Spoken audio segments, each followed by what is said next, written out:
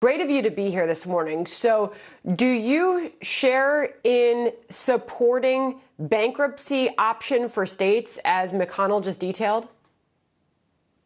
Well, Sandra, first, it's good to be with you. And let's keep in mind, we've spent trillions of dollars to try to keep our economy held together, to keep small businesses and families and jobs.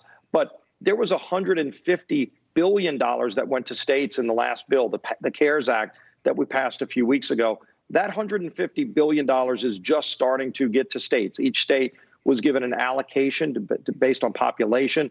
And then the states and local governments have access to that money to get them through the COVID-19 crisis. And so, as some governors that were having financial problems before this crisis, keep in mind, are talking about a bailout for themselves. Just remember, there's $150 billion that just went out the door. Most of those states got that money in their bank account earlier this week. So they have that money before they start talking about a bailout from the federal government for problems they had prior to COVID-19. Well, let's make sure that this money that was spent, that they're just getting now, is spent properly.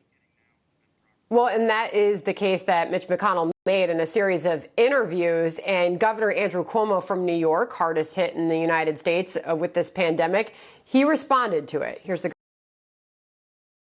governor. Yeah. It's one of the dumb statements of all time. How does that help the national economy? States should declare bankruptcy. He then says this is a bailout to the blue states, which was a really offensive statement.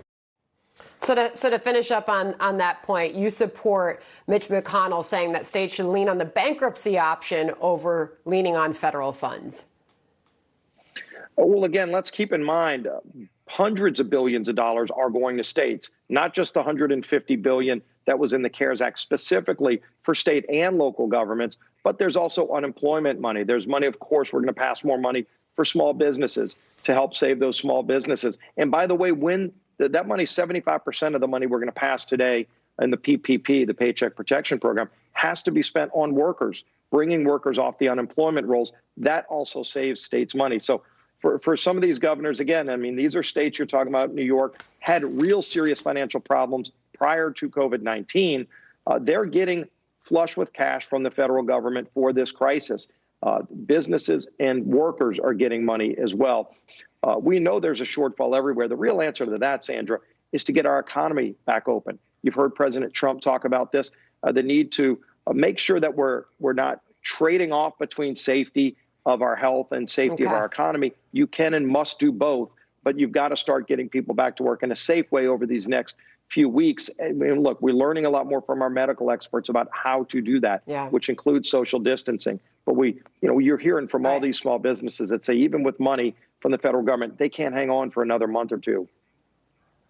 All right, so we'll see where the rest of your colleagues on both sides of the aisle stand on that. Congressman, a couple big votes happening in the House this morning. You just heard Chad Pergram lay that out for our audience. Obviously, the first one on the Oversight Committee, there will be a vote on that. And then the $484 billion measure, phase 3.5 bill, 3.5.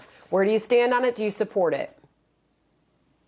Yes, I support the measure to replenish the Paycheck Protection Program. This has been a lifeline to so many small businesses. I've heard from small businesses, not only in my district in Southeast Louisiana, but all across the country, some who have used this money to keep their business afloat, to keep their workers off of the unemployment rolls, and some who are about to face bankruptcy because they weren't able to get a loan in the first round. We need to make sure that this passes today. It will pass overwhelmingly. And, this is kind of a unique vote with us voting in blocks where they're basically breaking the whole roll into 8 different blocks of members. So it'll take a few hours, but it's important that it get done. In terms of that oversight committee, look, we have 8 oversight committees already.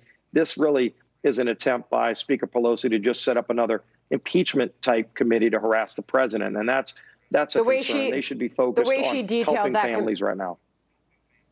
The way she detailed that committee, the committee will root out waste, fraud, and abuse. It will ensure that taxpayer money goes to workers' paychecks.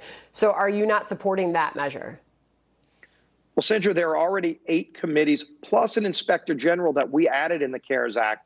And the president's already appointed that person. 8 committees, including committees that Speaker Pelosi herself runs. She actually appointed the chairs of those committees. If she doesn't think they're doing a good enough job, The answer should not be to create yet another committee and spend millions more taxpayer dollars just to harass the president. Okay. And if you watched the debate on this last night, it was very clear the people that are on there trying to help go after the president, help promote Joe Biden's campaign. This isn't a time for those kind of politics. There's an election in November. We should be focused on helping people, not wasting millions more just to harass the president. Okay. Real quickly, Congressman, with the time that we have left, your state, Louisiana, it has been hard hit. A lot of folks with underlying conditions. This has exacerbated the coronavirus pandemic in your state. 25,000 cases confirmed, nearly 1,500 deaths. Your stay-at-home order in your state expires May 1st. Are you in favor of reopening the state while this is still such a big problem? And Sandra, I've spoken to our governor, John Bel Edwards. I've talked to the heads of all the big hospitals in New Orleans, and everybody is working together to do what they can to actually bring the curve down. And you're seeing it come down.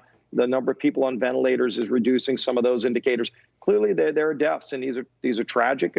And we pray for families that have died from this, but there are families that have also died from things like suicides that we're seeing on the rise. Also, we're concerned about the mental health challenges. And so the governor said, we're going to start in the next few days going back to elective surgeries. Think about this, Sandra. There are a lot of people that have not been able to get their mammogram or their colonoscopy that you can detect early cancer, other things like that they're not doing right now. And so you need to let people get back to having those kind of basic procedures to save their lives as well. And so the governor's opening that up and in a phased approach, as the president laid out. You can do these things safely.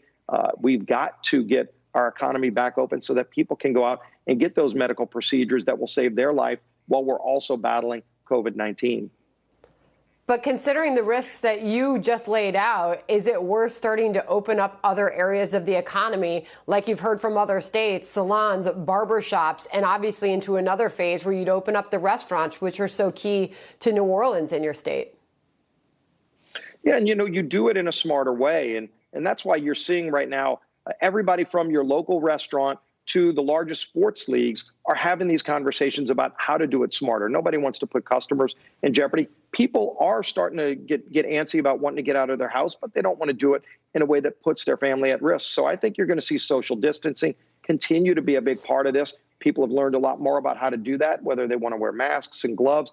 I think you're going to see a lot of people taking temperatures at the entrance, whether it's a shopping mall that might open up weeks from now or a grocery store that already has customers in it, where they might take your temperature and just say, look, if you've got a fever over 100 degrees, stay at home because you're higher at risk. If you have diabetes and other things that put you higher at risk, just know that and be smart about how to take precautions. But we have to start opening things back up again because there are people that are having other consequences, health-wise, diseases that aren't being taken care of because they're not able to get out and go take care of those things. It is going to be such a delicate balance, so many big decisions to be made. We know you've got those votes coming up, Congressman. We appreciate your time this